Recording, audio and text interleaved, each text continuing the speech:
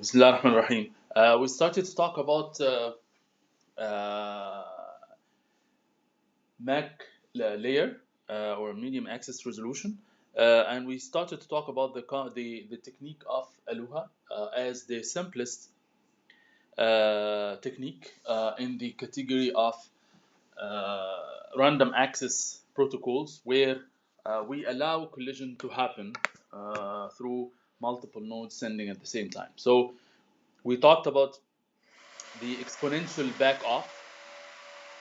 We talked about the concept of exponential random back off, where we have k, or the number of trials.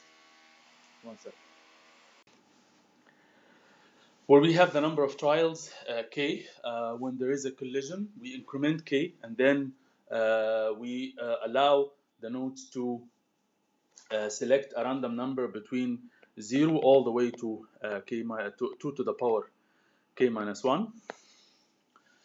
And as we said, this random back off guarantees two things: the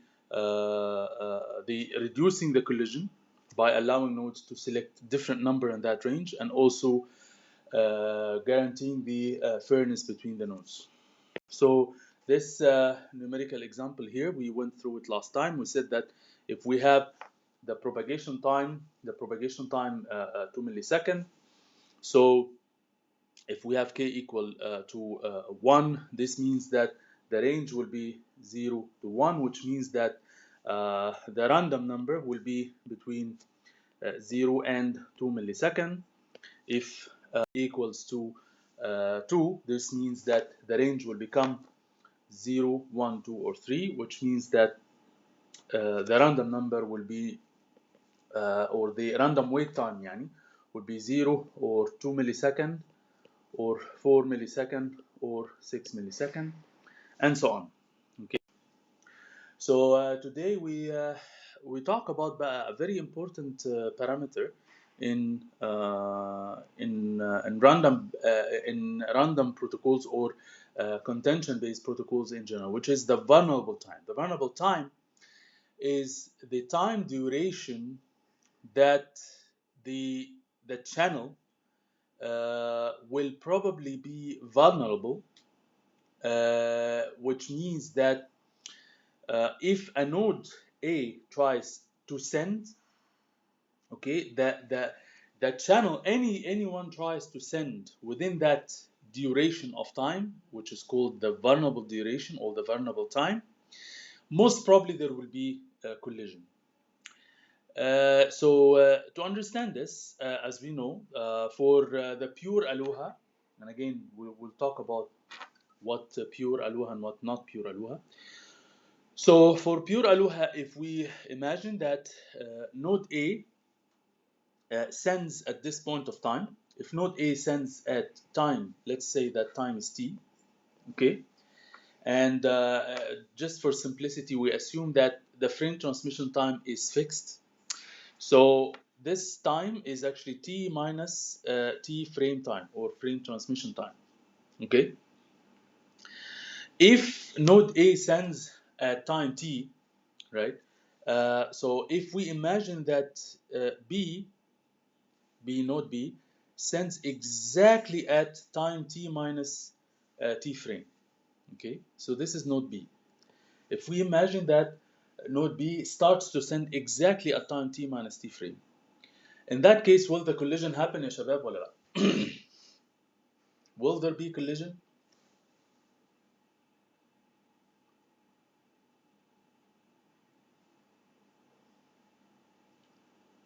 Will there be collision? If there won't be collision, because B in that case is supposed to finish exactly at time t, or slightly before it, right? So in that case there will be no collision. So if we take this begin part of B and just move it slightly, delta t, of course moving it any delta t will cause the collision to happen, because the end of the frame will start to overlap with A, right? So starting from t minus t frame, right after this time, the collision will start to happen. Okay, so take this part, this beginning, and just move it to the right. Okay, so if B tries to send at any time between t minus t frame and t, will there be collision? Of course, there will be collision, right? Can B send at this time? Of course, as we said, pure Aloha allows nodes to send at any point of time. There's no restriction at all. This is the ultimate freedom. So in that case, the collision will happen. So keep going to the right, all the way. Okay. Also, collision will happen, right? So keep going with the begin of the frame until all the way to here. Okay, which means that B will start to send at this point of time. This is the beginning. Will the collision happen? Yes. So in that case, during this entire duration of time, okay, during this entire duration of time, the node we call, or the channel, or the common channel, will be vulnerable. Okay, so that's why here we call that the vulnerable time equals to double the frame transmission time. This parameter is very, very important. Why? Because what we're saying now is that if any node tries to send, that channel will be vulnerable for double the frame transmission time. Double the frame transmission time. Okay? Which means essentially that if you want no collision to happen, for every channel, for every node that sends a frame, you should waste another frame transmission time in order for the collision not to happen. Okay? And we will see this illustrated in the next slide. Okay, so this is the vulnerable time for the case of pure Aloha. Vulnerable time, the larger it is, the worse the protocol will be, and we will see that with numbers now. So, as a numerical example here, if we have pure Aloha, and again this word is key. If we have a pure Aloha network that transmits 200-bit frames, okay, on a shared medium with 200 kilobits per second. So this is the capacity of the link. This is the full capacity of the link. What is the requirement to make this frame collision free? Of course, we know that the frame transmission time is a. What is the definition of the transmission latency, ya shabab?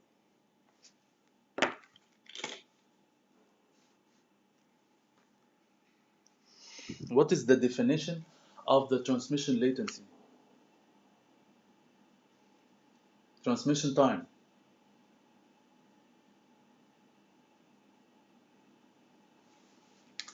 Okay, no interest.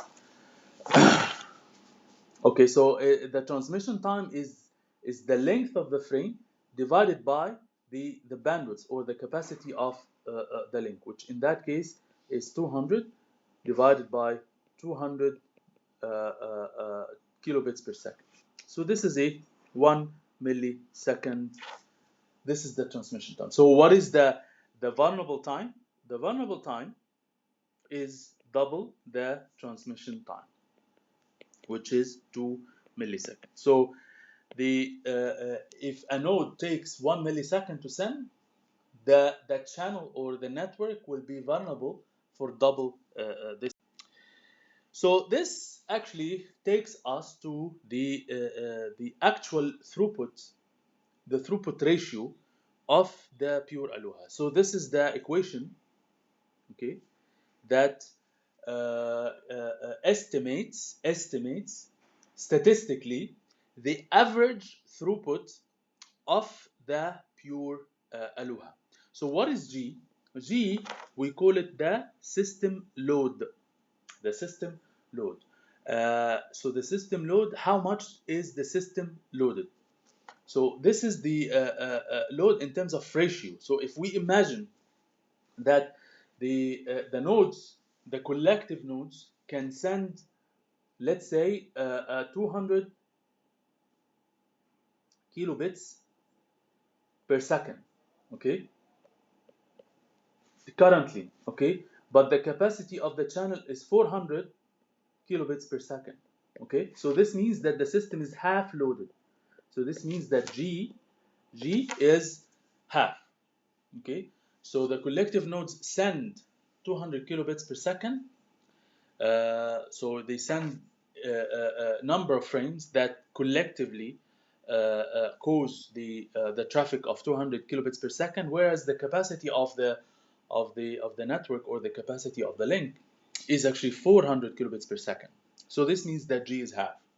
Okay, so this is what we call the system load. So this equation is very, very interesting.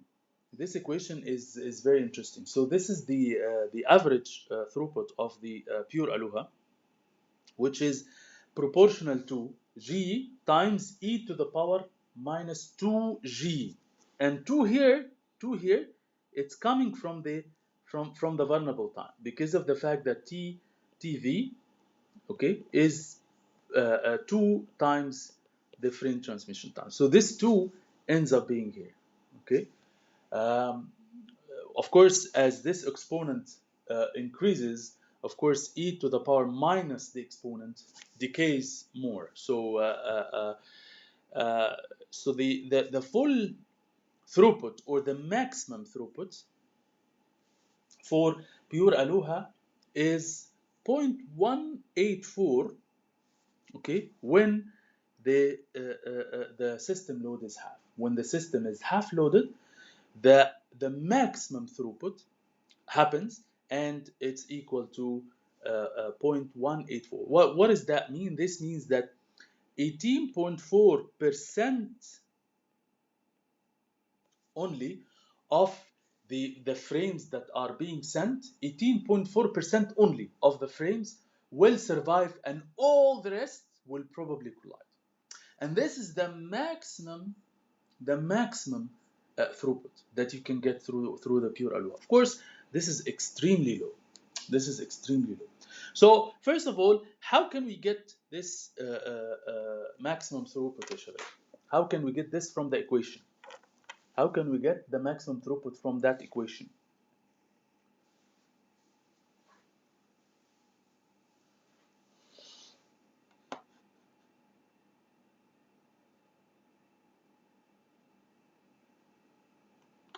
Ahmed Talat, تعرف?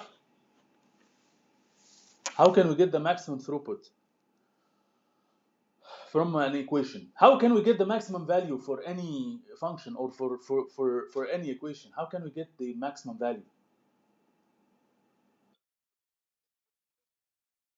لا أنا بسأل يعني I'm asking specific person. أحمد طلعت, do you know?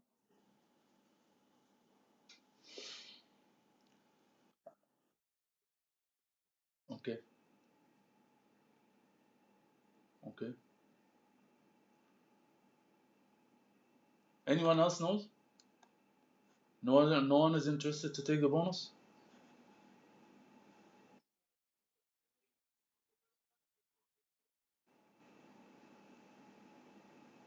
From the mathematical point, yes, from it is a mathematical equation. أحمد شيخاني تفضل. استنى I'm asking a specific person. Raise your hand if you know the answer بس. أحمد شيخاني تفضل.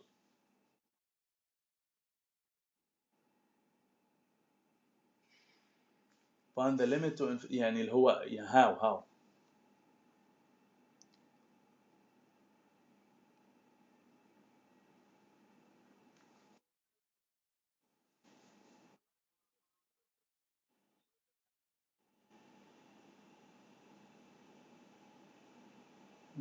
يعني لا مش not يعني محمد باقي تفضل.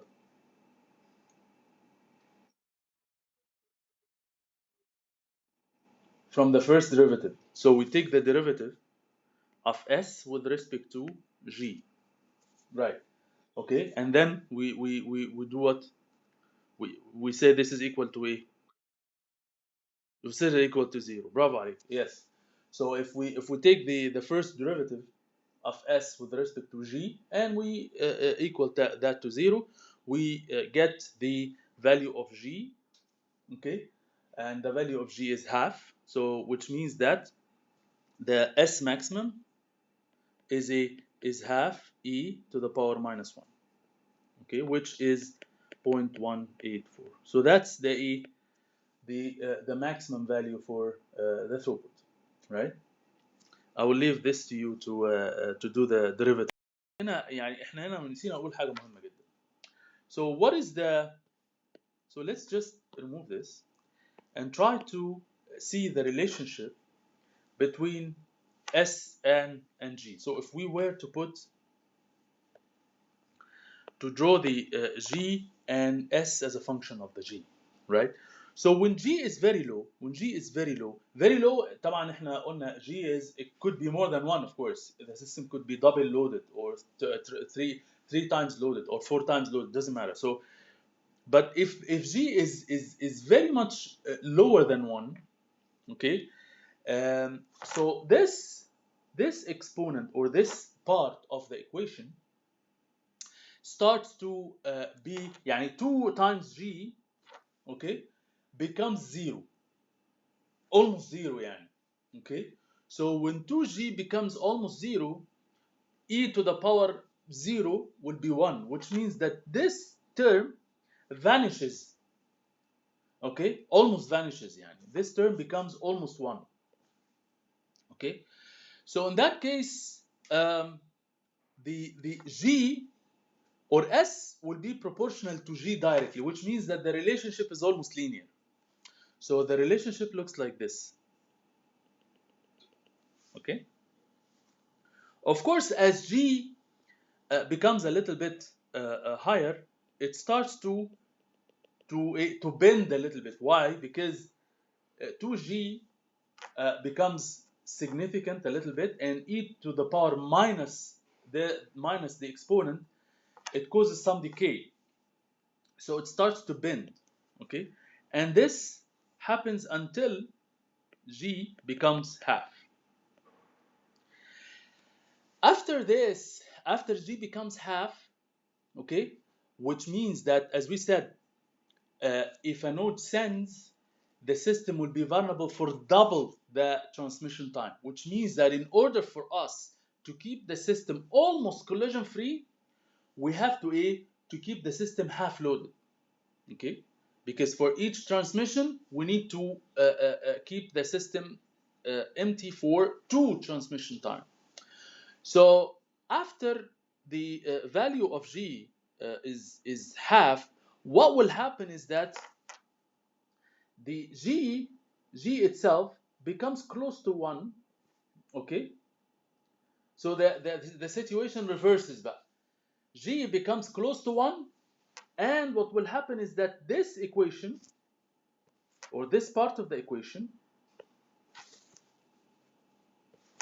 so this part of the equation becomes the predominant part, because G becomes almost 1, and this 1 will become e to the power minus 2 and minus 3 and so on. So this will be the predominant factor. So we will see a quick decay like this,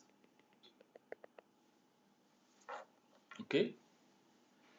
So this is a very interesting relationship, because it says that after G is half, the system decays drastically, because most probably everything that happens here is collision. And during collision, the probability that you can get anything through reduces, okay, as the load of the system increases, right? So during collision, you cannot get many frames through that system, okay? But this also means that until G is half, actually pure Aloha is very good. So this part is good, right? This part is actually good. So Aloha, the main advantage of Aloha is in this part. Okay. So if you remember, as an example from real life, yes, Muhammad, do you have a question?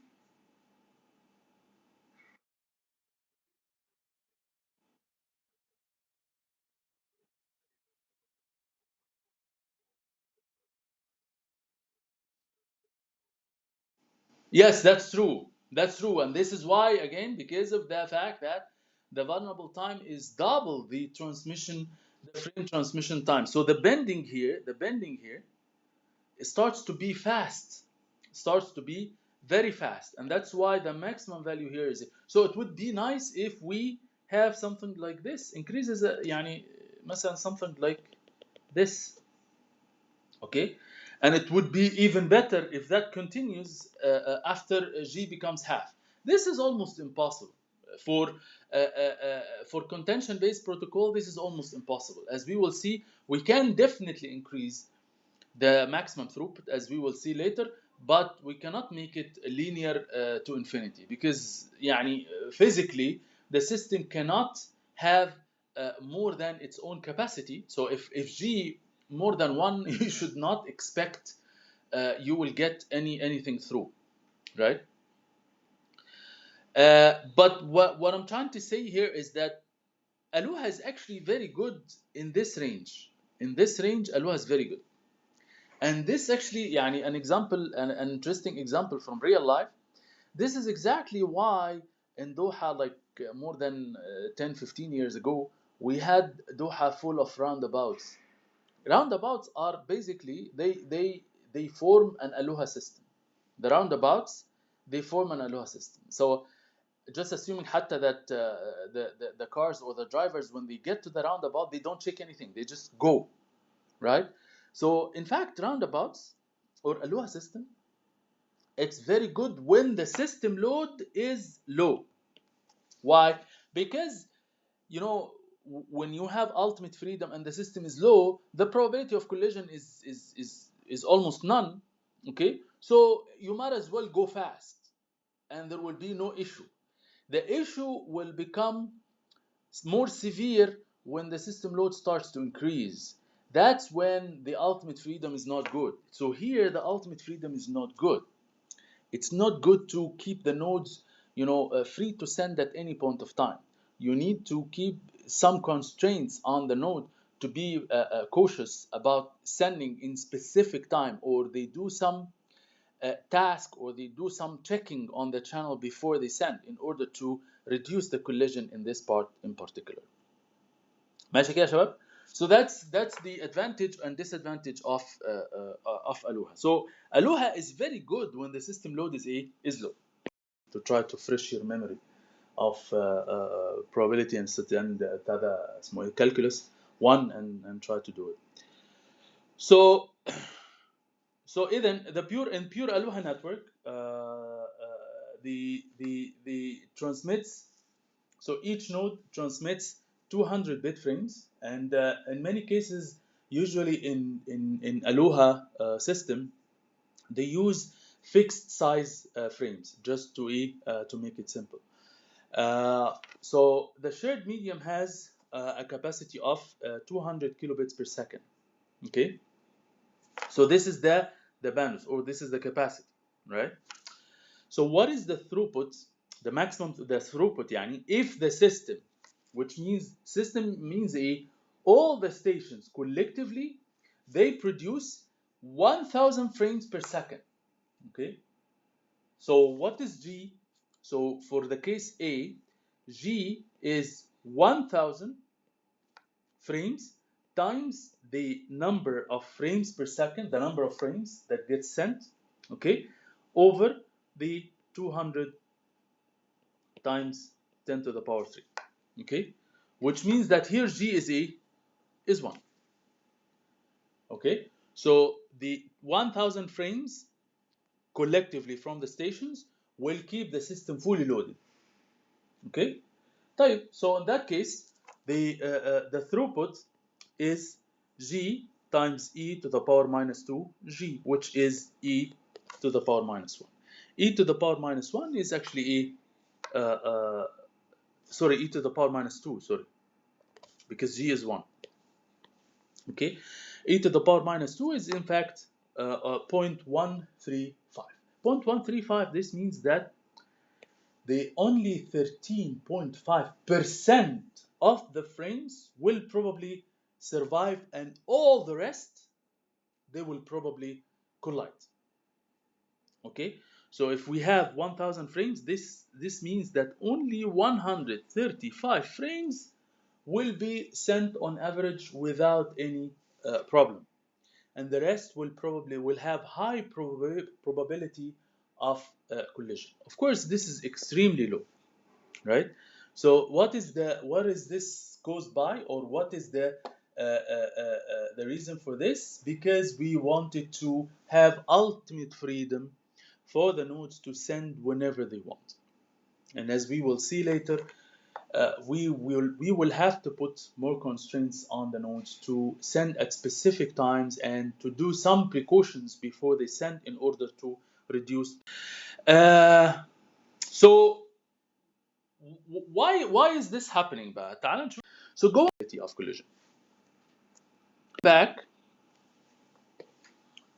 So as we said, so if Z, so when the for the case B, if the system creates 500 frames per second, so in that case, of course, G is half, and as we can see, the capacity of or the the maximum throughput is 18.4%, which means that 18.4 out of the 500, 18.4 out of the 500, or in other words, 92 frames only will probably survive, and the rest will probably go through some collision. So if the system is 1/4 loaded, so here the throughput will be 15.2, which means that only 38 frames out of the 250 will probably survive. ماشي? So interesting relationship of pure Aloha. So now we know that the ultimate freedom is good when the system load is very, very low. Okay? When the system load is slightly high, the ultimate freedom is bad. Why? Because allowing the nodes to send at any point of time that they wish will create more collisions because of the fact that the vulnerable time is large. So let's see if we have a slotted Aloha. So this word is very, very important. Slotted Aloha here means that the nodes, they are allowed to send at a slotted time, at the beginning of the slotted time.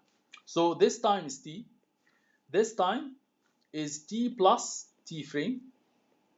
This time is T plus 2T frame, and so on. Okay?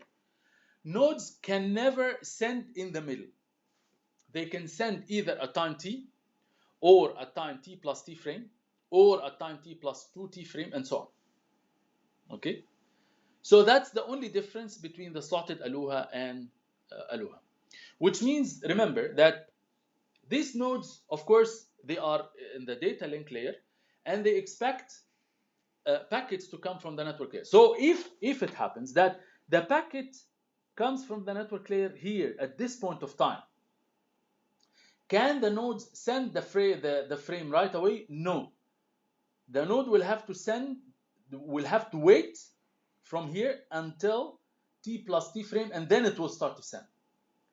If any packet is received from the network layer in the middle of these time slots, the node will have to wait until the next slot in order to send that frame. Okay, so that's a restriction now. So what is the disadvantage here? The disadvantage is, of course, on one hand, latency increases because, if the packets come, I cannot send it right away, right? I cannot send it right away. So there is some slight added latency. Okay. What else? Remember, whenever you have multiple nodes send at a synchronized time, there is an issue. قلنا عليها قبل كده في network 1, and we discussed it again in network 2. What was it?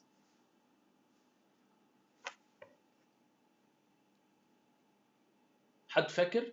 What is the issue if we have multiple nodes trying to synchronize at a specific time to send?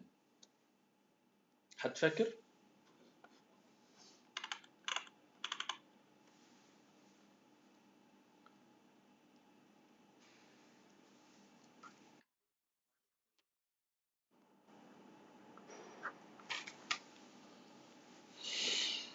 لا لا لا لا that's not what we said. احنا قلنا if nodes trying to coordinate to send at a specific time instance, what is the challenge here?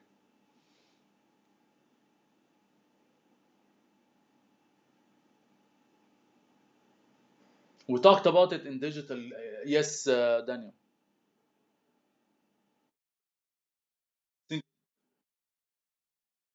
Synchronization between the two nodes is difficult. Why?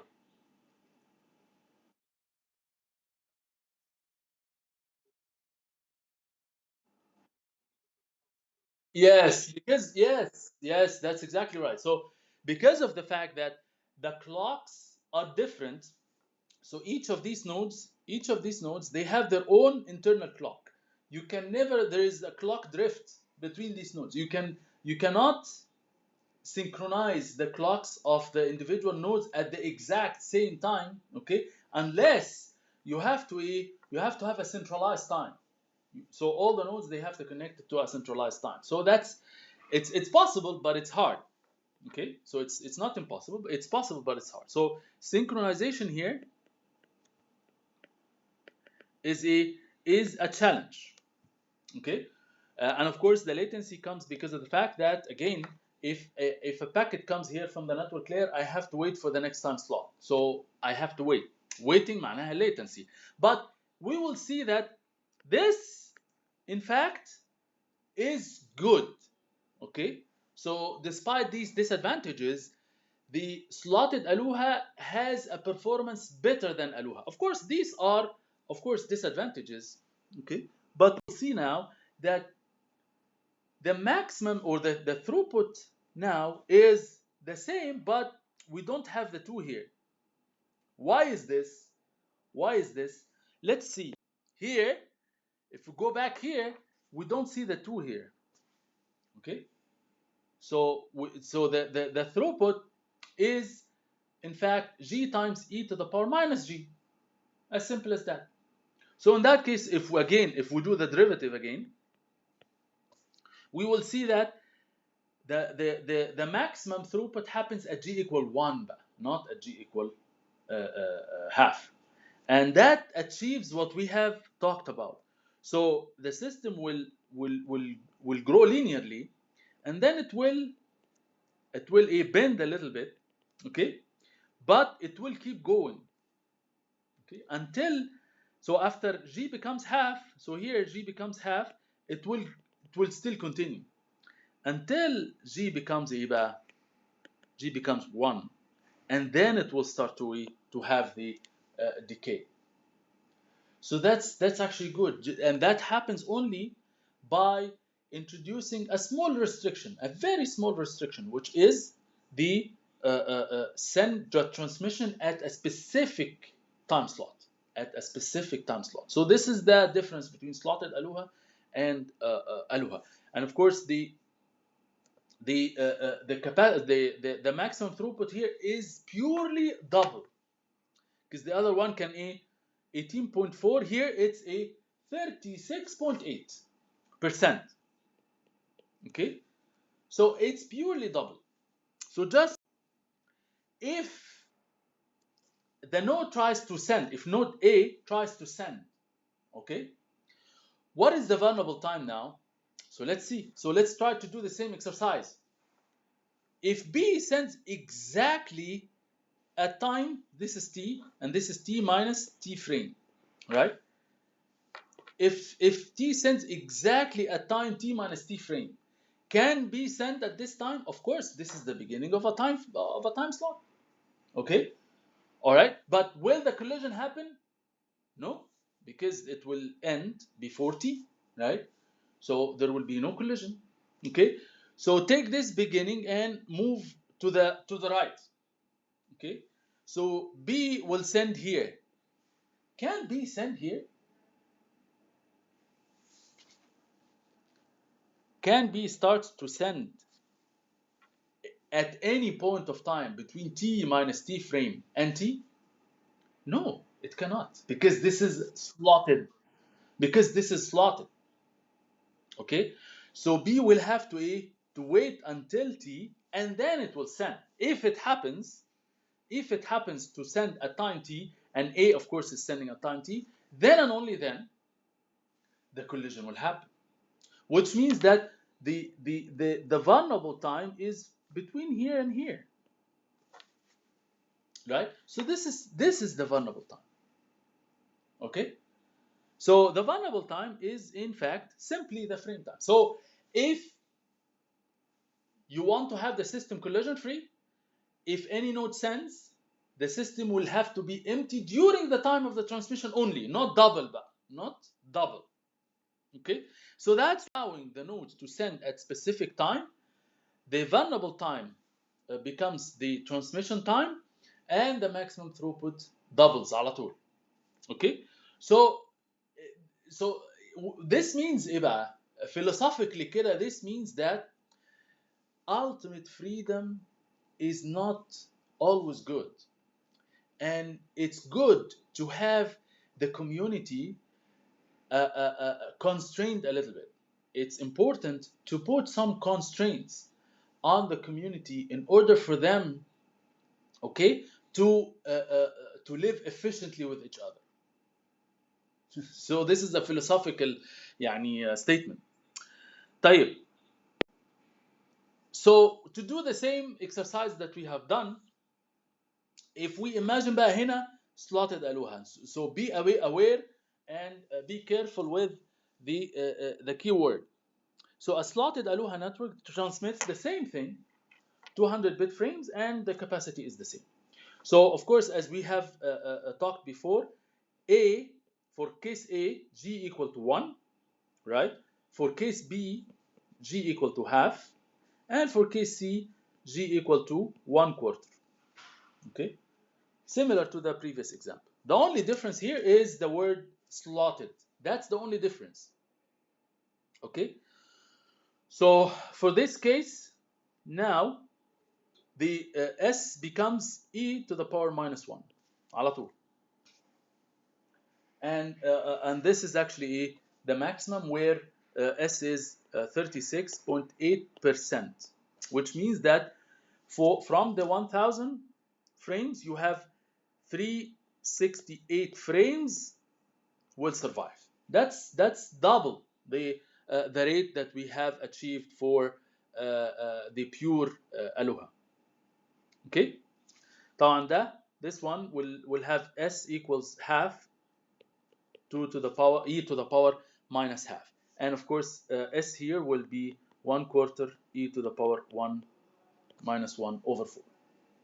Okay, so it's easy to calculate these numbers, and we calculate the surviving number of frames out of the number of frames that we are trying to send. And that's what this example here mentions. So for the case of G equal 1, 368 frames will survive.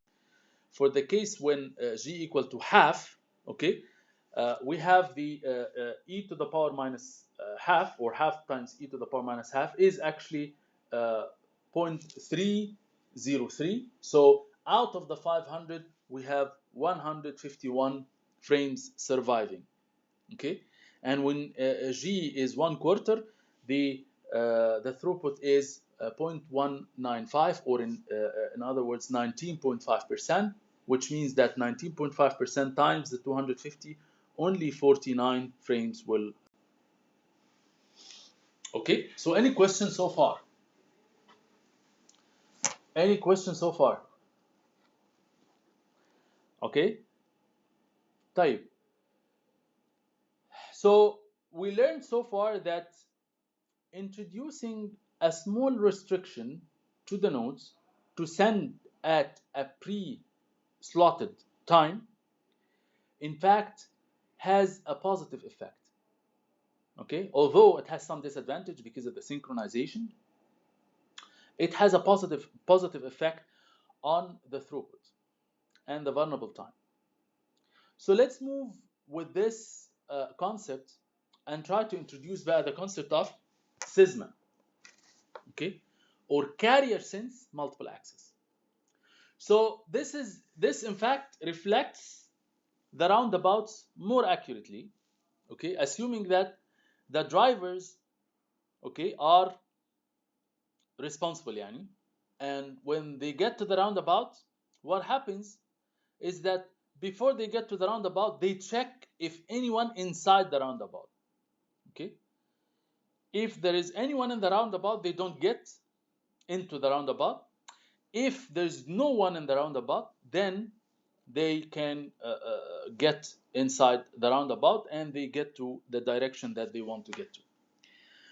So that's the concept of CSMA. So unlike the slotted Aloha and Aloha, both of them, they do not exercise any sensing, okay. If they want to send, just send right away, or they send at a specific time slot, but they never perform any kind of sensing to the channel before they transmit, okay. So if we introduce the concept of sensing, we have this interesting graph, and this interesting graph, by the way, has lots of information. This graph has lots of information. I can ask you tons of questions about this graph. So in order to read this graph efficiently, we need to understand the following.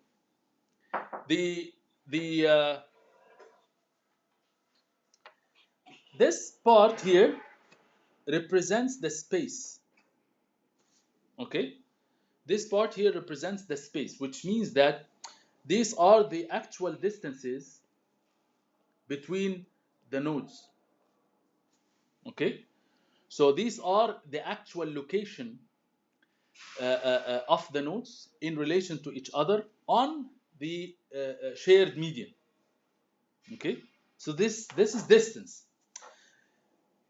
Vertically here represents time, okay? Which means that if we want to know when exactly node B starts to transmit, then you have to draw a horizontal line here, okay, on the time axis, just to know exactly that B sends at time t1, okay. And you draw a line like this, a vertical line, to know where exactly B lies in the transmission medium. ماشي? Okay, so this is a space-time graph. So from this graph, there are very interesting scenarios that happen. So the first thing, that B starts to send a time t1, right? However, as we can see here, A does not hear B until this time. Let's say this time is T4 or something. T4. Okay? So the question is, between T4 and T1, okay, if A tries to sense the channel, will it find it busy or idle? So A will find the channel busy or idle. Anyone can answer. Idle, right. So there's nothing, as far as A is concerned, during this time, no one is sending. Okay? But in fact, B started to send actually at time T1, right? This is the danger now, that CSMA, as we have been telling you, that CSMA, despite the fact that carrier sensing is good because it allows node to sense before they transmit, but in fact CSMA does not eliminate collision.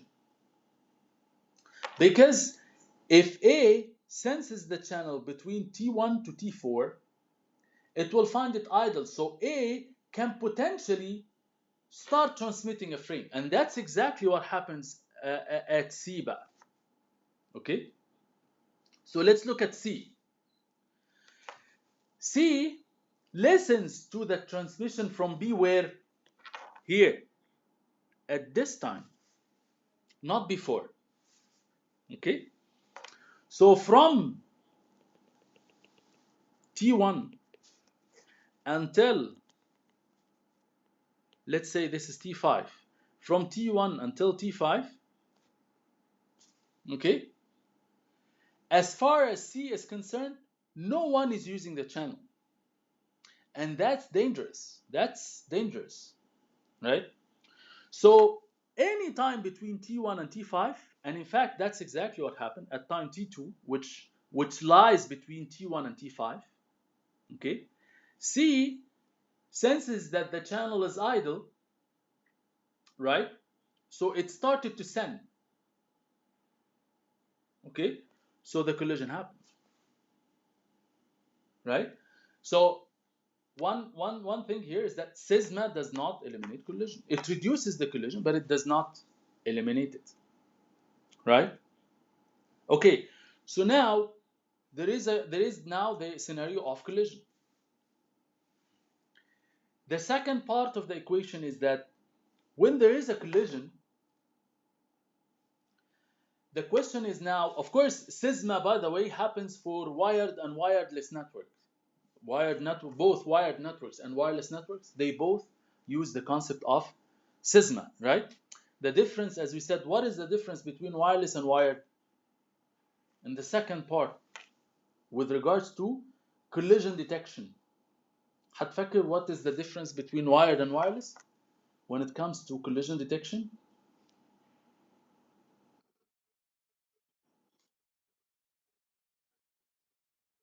Why? Why the wireless does not use collision detection? ارفع ايدك بس عشان يعني.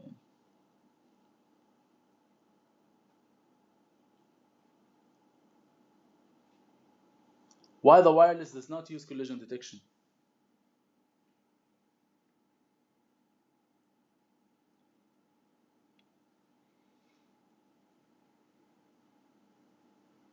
أسامة اتفضل.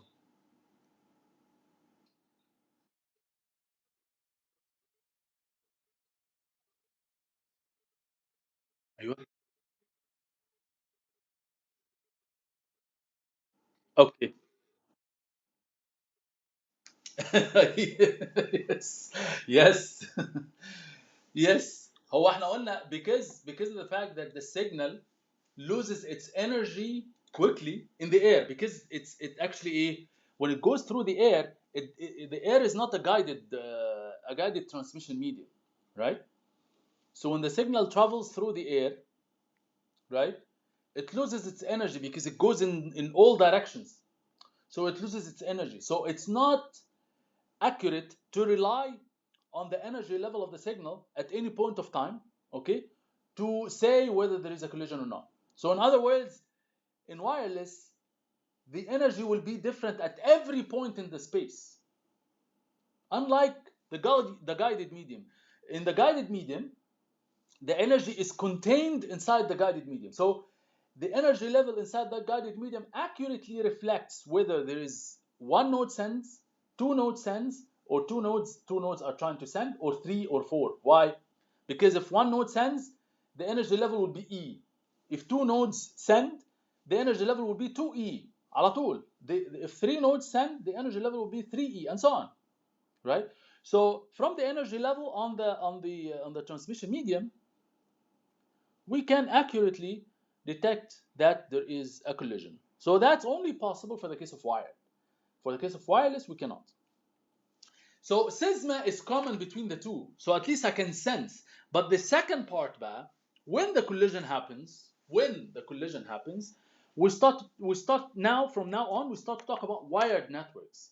So if I have wired networks, right, the collision first whatever happens at this point. Okay? So if virtually I have a node E at this point, this node will detect the collision the earliest, assuming that all it needs to do is just to detect the energy level here. It will find it 2E. So E will know that 2E معناها there is a collision. Okay? Because there are two signals superimposed on each other. But E will detect the collision the earliest. But when we talk about C will not detect the collision until this point, until T5, right? When the signal of B reaches node C, okay, only then C will detect the collision. Okay, so when the collision happens, we will have this very interesting shape, okay, this irregular shape that during this shape in the space and time, the two signals are superimposed on each other. So see about how many questions we can. In fact, if I give you all the distances between the nodes, right, and I give you the transmission delay and the propagation delay, which you can easily get in simple calculations, you can calculate any time here. Any of these times can be calculated. Okay? All these times can be calculated easily just by knowing the transmission delay and the propagation delay between any two nodes. The propagation delay is based on the distance between the nodes, right? And the speed. And the transmission delay is based on the length of the frame and the bandwidth of the channel. Okay? Through those two, you can get any time, T1, T2, T3, T4, T5, you can get all these times. Okay? And we will have some examples about this. This is the space-time graph for CSMA. So what is the vulnerable time for the case of CSMA? Remember, in Aloha and slotted Aloha, the vulnerable time was based on the transmission time. Why? Because slotted Aloha and Aloha, they do not perform sensing. They do not listen to the channel before they transmit. Okay?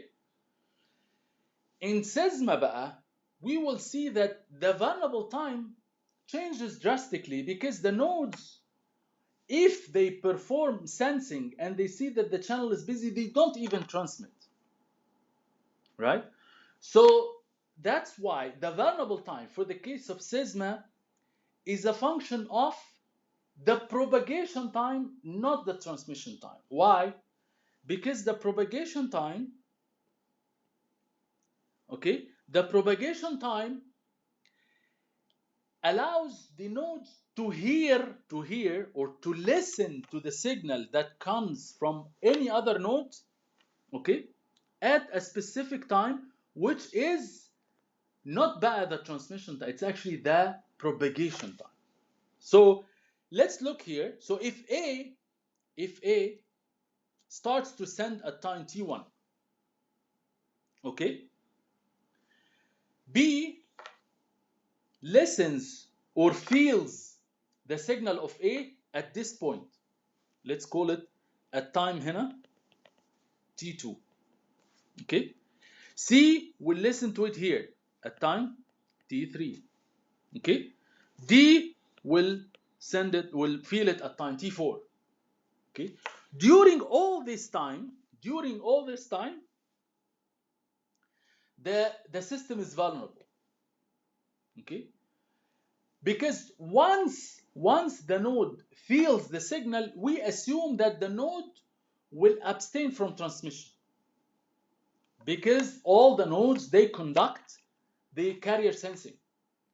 So that's why the vulnerable time in that case is in fact the propagation time, not the frame transmission time like slotted Aloha. واضح كده يا شباب؟ So just to summarize, for pure Aloha, okay, the vulnerable time is double the frame transmission time. For slotted Aloha, the vulnerable time is 1 the frame transmission time. For CSMA systems, whether CSMA CD or CSMA CA, doesn't matter. It's the vulnerable time is the propagation time, not the frame transmission time, because propagation time dictates when the nodes will hear the signal, and of course, the propagation time for the worst case node. So this node is node D, which happens to exist in space at the farthest point of the shared medium. So this is one shared medium, okay? So for example, you remember from network 1, we had UTP مثلا اللي هو unshielded twisted pair. What was the maximum length for UTP? حد فاكر؟ What was the maximum length? What? 100. Yes, exactly. So so UTP has maximum length of 100 meters, right? Which means that the propagation delay in that case is based on the 100. So if we know the speed, okay, then we know the maximum propagation delay, and in that case we can calculate the vulnerable time as a function of the that propagation time. Okay. So that's the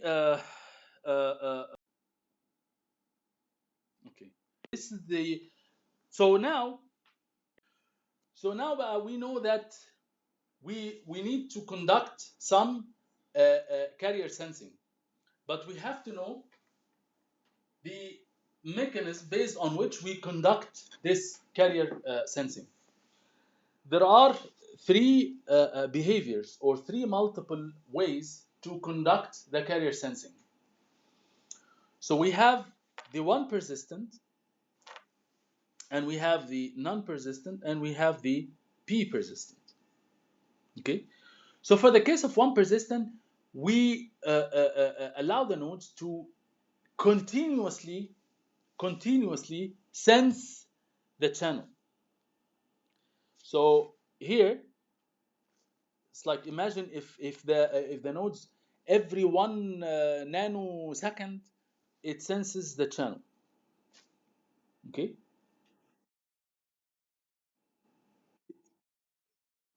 memorize what?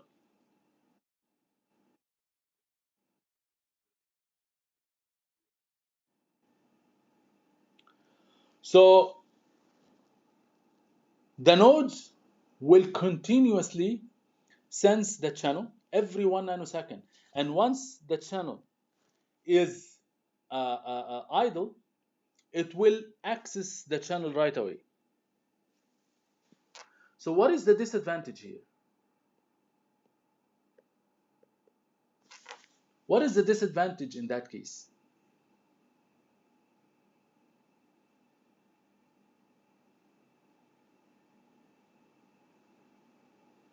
Any guess?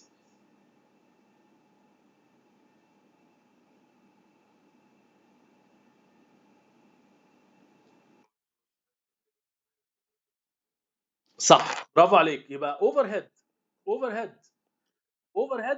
يعني مترجم في صيغة ايه؟ Too much energy. If I continuously sense every 1 nanosecond like this would consume a lot of energy. Okay, and if the channel is busy now, the probability that the channel will be busy after 1 nanosecond is high. يعني, so I keep sensing. Okay, I keep sensing. What is the other disadvantage? The other disadvantage here is that once the channel is idle, I just send. the other nodes will do the same, right?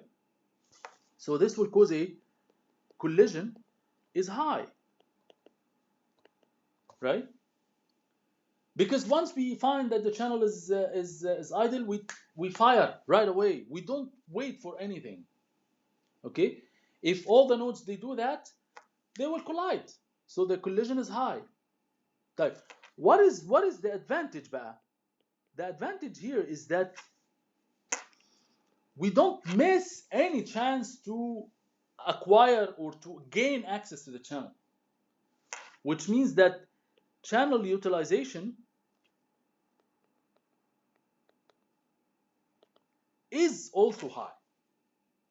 The channel utilization is high, which means that if the channel happens to be idle, I don't wait. I just gain access to the channel, and I assume that the other nodes they will feel that I'm sending, so they will not abstain from transmission.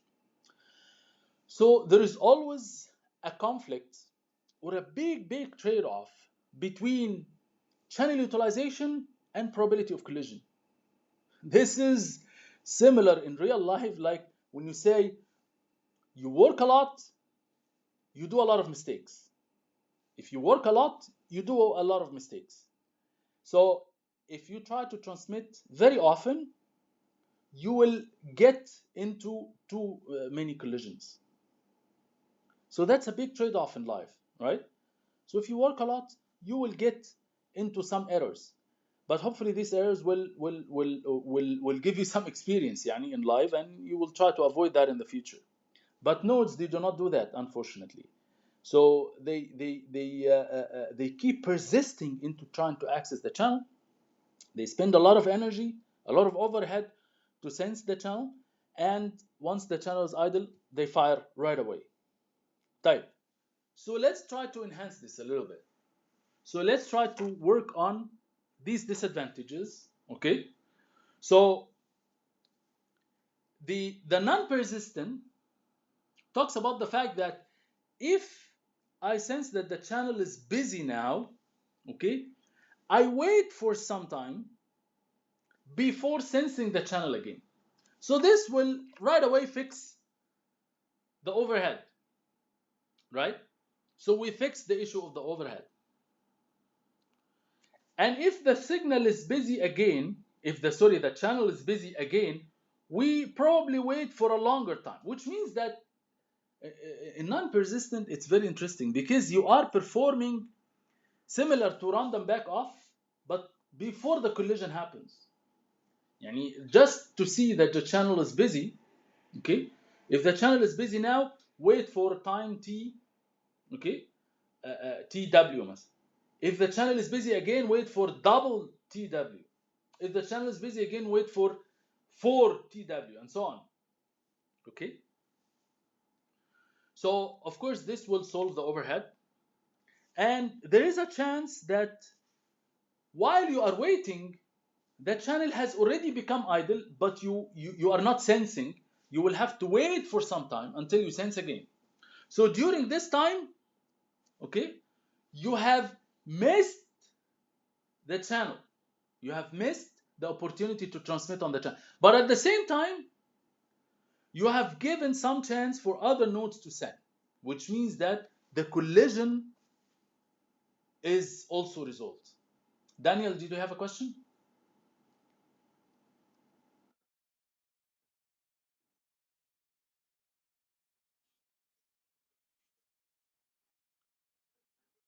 Yes.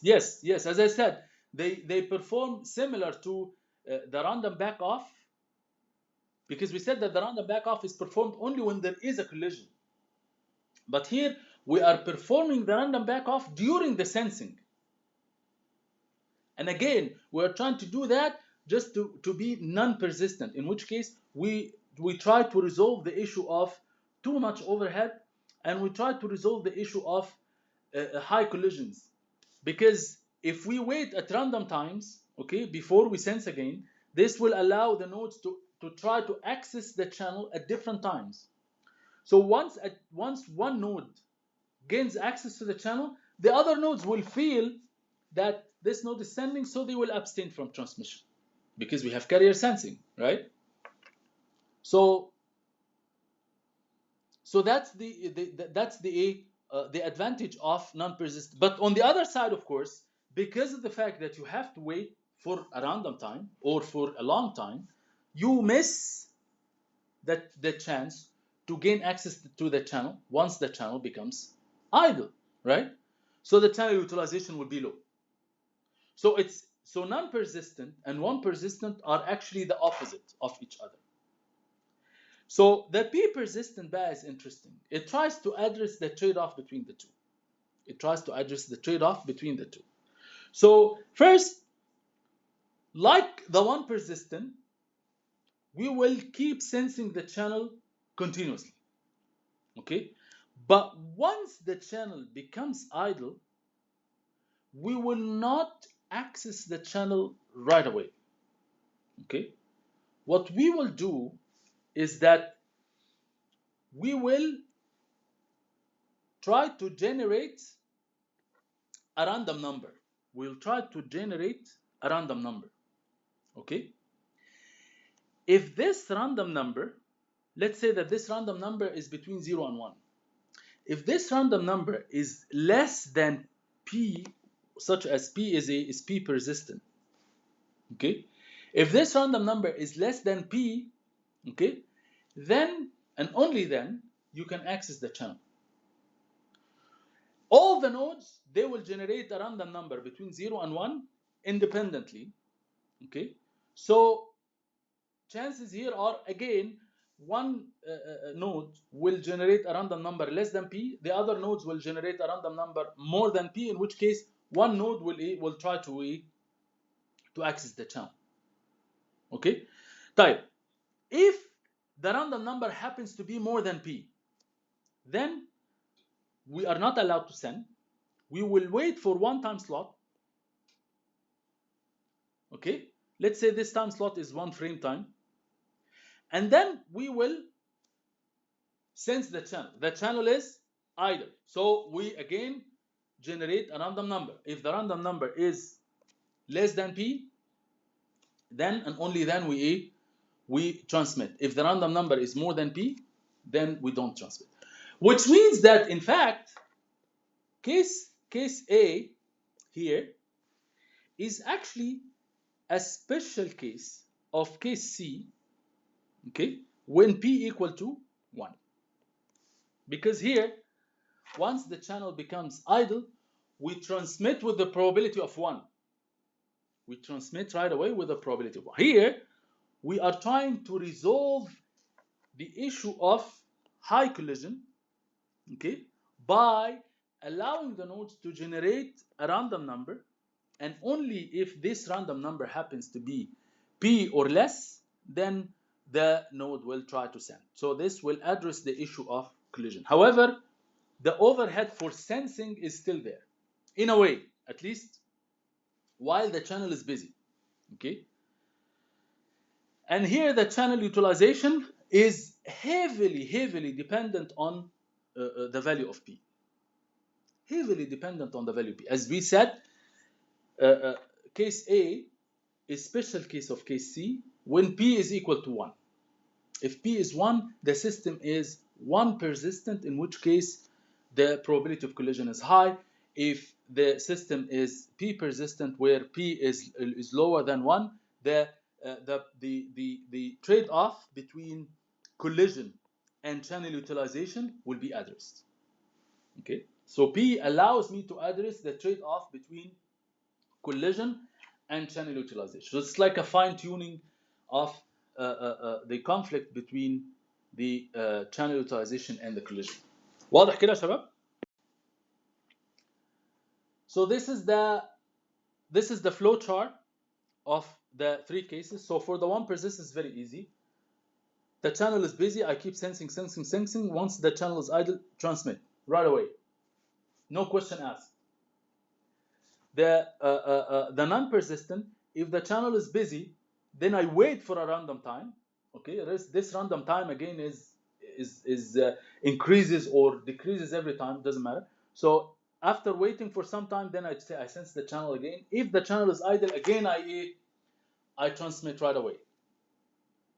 So the sensing part is controlled by the wait time. But once the channel becomes idle, I just send right away. The P persistent bar, if the channel is busy, then I keep sensing. If the channel is idle, then I have to generate a random number.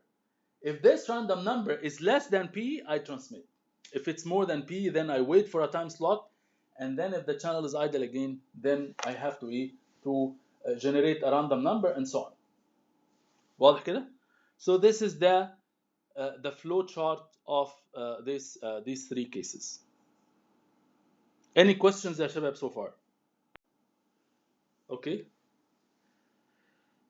So we'll